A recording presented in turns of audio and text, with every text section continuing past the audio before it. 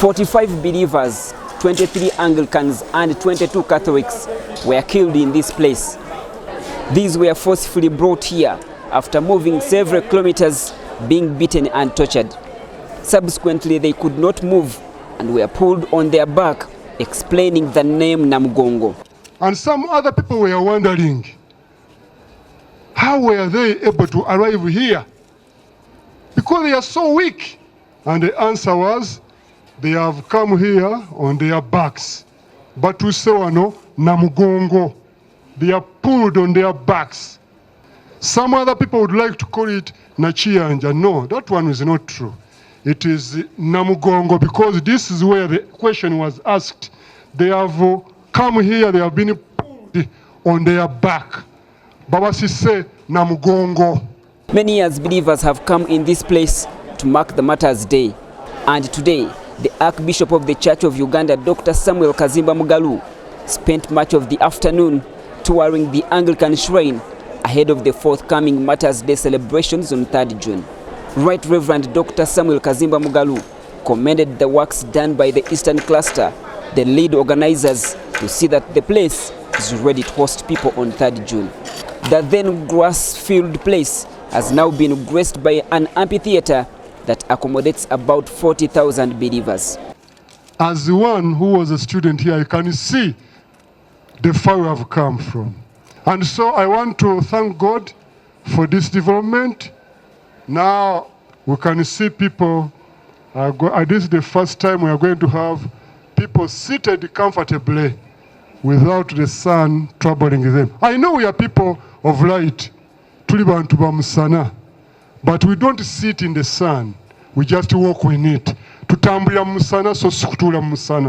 So I'm happy that this time people are going to sit and be blessed. And I want to invite many people to come. Dr. Kazimba Mugalu has tasked the believers to keep the faith, noting it is only way the martyrs can be respected.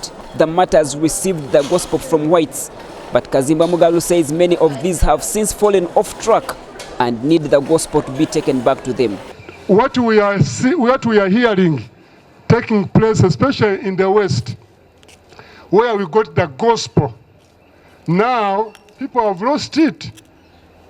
We must embrace it in full swing and take it back to the people who have lost it. These men who are killed here, they refuse to compromise, to worship the gods of this world. They refused to do things which were contrary.